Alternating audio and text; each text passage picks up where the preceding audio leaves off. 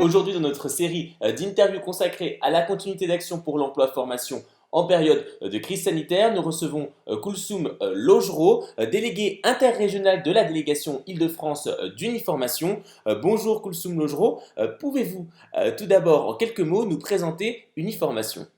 Bonjour Jonathan, bonjour à tous. Oui, donc Uniformation, OPCO de la cohésion sociale, c'est un OPCO qui réunit 21 branches autour de plusieurs familles et secteurs d'activité. Donc je vais vous en citer quelques-uns pour un peu illustrer les familles de la cohésion sociale. On retrouve la famille de l'aide à domicile et de la solidarité, la famille de l'habitat social, donc le monde des bailleurs sociaux, la famille de la protection sociale avec notamment les mutuelles. On va retrouver une grande famille aussi emploi-insertion avec Pôle emploi et les ateliers et chantiers d'insertion et la famille de l'animation et du tourisme social et familial, pour n'en citer que quelques-unes. Quelques chiffres. Donc, Uniformation pour de la cohésion sociale sur le territoire national, c'est plus de 30 000 entreprises, avec une spécificité puisque plus de 90% de nos adhérents sont des structures de moins de 50 salariés ETP. Et ça couvre 900 000 salariés au total. Voilà. Aujourd'hui, en sortie de crise sanitaire, comment préparez-vous la rentrée pour accompagner les entreprises? L'OPCO de la cohésion sociale se mobilise sur différents axes pour accompagner nos adhérents. Le premier axe est évidemment en lien avec l'État, où on va mobiliser 2 conventions spécifiques qui ont déjà été citées par des homologues d'OPCO, donc le FNE pour le soutien de la formation pendant l'activité partielle, donc ça continue, et également un accompagnement RH via des cabinets de conseil dédiés qui ont été référencés par Uniformation. Et dans le cadre de la reprise d'activité, l'État a souhaité renforcer ce dispositif. Et donc, on va prochainement faire une communication à tous nos adhérents pour qu'ils puissent bénéficier de ce dispositif jusqu'à fin 2021. Vous êtes mobilisé en tant qu'OPCO auprès des entreprises et de l'État, on vient de le voir, mais je crois que vos branches, elles aussi, se mobilisent. On a des branches qui ont souhaité, donc en fonction de la situation des branches, puisque pour donner un petit peu un état de l'impact de la crise sanitaire, ça a été extrêmement compliqué pour des secteurs comme le tourisme social et familial qui a été totalement fermé, l'animation, donc où plus de 2 tiers de l'activité a été également fermée, les structures de la petite enfance, forcément, et là aussi un fort impact, et également l'aide à domicile qui a dû être fortement réorganisée. Donc c'est pour citer quelques branches qui ont plus été impactées par la fermeture et la diminution de l'activité très forte, ce qui n'a pas été le cas, par exemple, des structures de la sécurité sociale, puisque c'était un axe fort de l'État de maintenir cette activité, évidemment, dans ce cadre-là. Donc, voilà, pour déjà donner quand même quelques éléments de contexte. Et donc, dans ce cadre-là, on a des branches qui ont mis en place des dispositifs de soutien spécifiques. Je vais en citer 3. Donc, on a la branche de l'animation qui a souhaité mettre en place un parcours de formation autour de 8 thématiques spécifiques de la relance de l'activité. On a la branche des acteurs du lien social et familial autour de la petite enfance qui a mis en place un parcours de 8 à 16 jours de formation autour de 4 modules. Et là, ce qui est intéressant à noter, c'est qu'il y a un module spécifique aussi autour des groupes de parole pour les salariés, ce qui généralement n'est pas pris en charge. Et on a la branche de l'aide à domicile qui a mis en place un financement pour des actions collectives autour de la gestion de la pandémie pendant le confinement et post-confinement, puisque évidemment les aides à domicile ont été particulièrement impactées par la crise sanitaire, puisqu'ils interviennent sur le volet aussi sanitaire et social. Dans le contexte actuel, quelles sont les priorités d'Uniformation en tant qu'opérateur de compétences? Dans les priorités, Jonathan, l'OPCO effectivement a décidé de réadapter son offre de services autour notamment de la FOAD pour que les adhérents puissent bénéficier donc, de formations ouvertes à distance.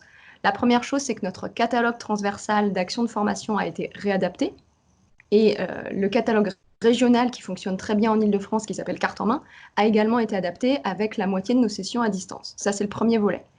On a également, pendant le confinement, mené une enquête auprès de nos adhérents, une enquête flash, pour savoir quels étaient leurs besoins pour la sortie du confinement. Et donc, l'adaptation de cette enquête a permis de proposer pour la rentrée de septembre un parcours de formation à FOAD, donc un parcours spécifique autour de 5 thématiques qui vont être la fonction RH, la fonction financière, le management à distance, l'animation de réunions à distance et la communication externe. Donc ça, c'est le volet d'un parcours de formation à FOAD qui est proposé dès la rentrée. Et un autre volet est la mise à disposition d'enveloppes financières spécifiques Donc, on a une enveloppe qui a été dédiée dès le 1er juillet, une enveloppe supplémentaire qui a été dédiée aux structures, aux TPE, donc aux structures de moins de 50 salariés, pour toutes les actions qui leur permettent de relancer leur activité. Donc, il y a des fonds supplémentaires qui ont été dédiés. L'autre axe, c'est la mise à disposition d'une enveloppe, là aussi, dédiée aux dirigeants, sachant que dans le secteur de la cohésion sociale, on a des bénévoles aussi. Donc la possibilité d'avoir une enveloppe pour les salariés et les bénévoles sur l'axe « Vous êtes dirigeant, comment on vous accompagne dans la relance d'activité ?» Donc vous le voyez, hein, donc l'adaptation de notre offre de service autour d'enveloppes dédiées très rapidement et de formations adaptées, notamment sur la FOAD.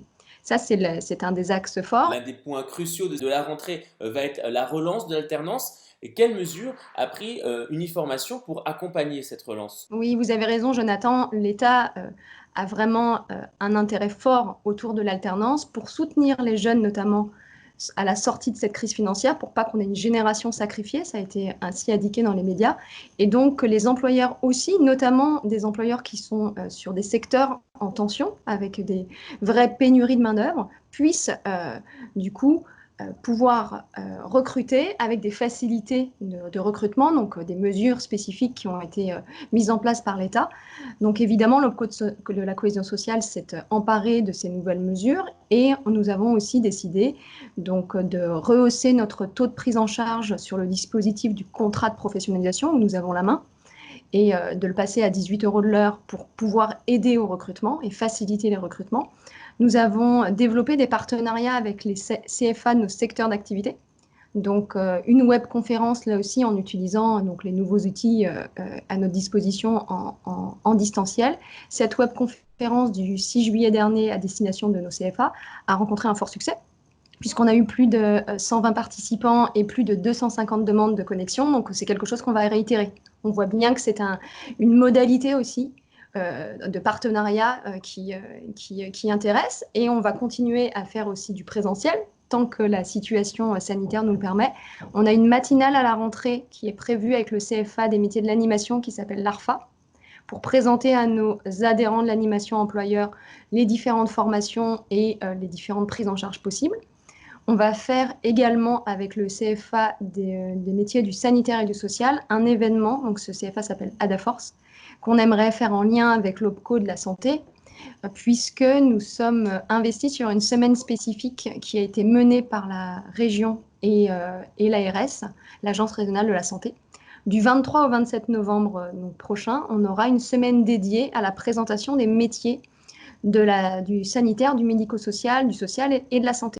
Et Défi Métier y participera d'ailleurs. Ah oui, exactement. Et Défi Métier est acteur et fortement partenaire sur cette grande semaine. Et on l'a bien vu que pendant cette crise, ces métiers-là étaient des métiers où il y avait des vrais besoins, ce sont des métiers à vocation sociale forte. Nous, on a 3 branches qui sont concernées, la branche de l'aide à domicile, la branche des acteurs du lien social et familial via la petite enfance notamment, mais également la branche de la mutualité, puisque dans le livre 3, il y a la possibilité pour la mutualité d'avoir des structures aussi du sanitaire et du social. Donc ça, c'est des exemples donc, de partenariats avec des CFA. Et on va continuer, autrement, tous nos ateliers et webinaires, webconférences qu'on peut faire, et permanence également téléphonique auprès de nos employeurs. Donc cet accompagnement de proximité fonctionne bien, puisque la semaine prochaine, on a, Jonathan, également un prochain atelier à distance autour de l'alternance, le 28 juillet, et qu'on a déjà 6 inscrits. Et on voit bien qu'au cœur de l'été, cette nouvelle modalité permet quand même de toucher des adhérents tout au long de l'année.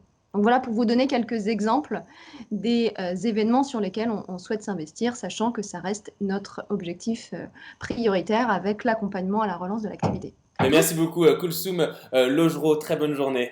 Merci, Jonathan. À bientôt.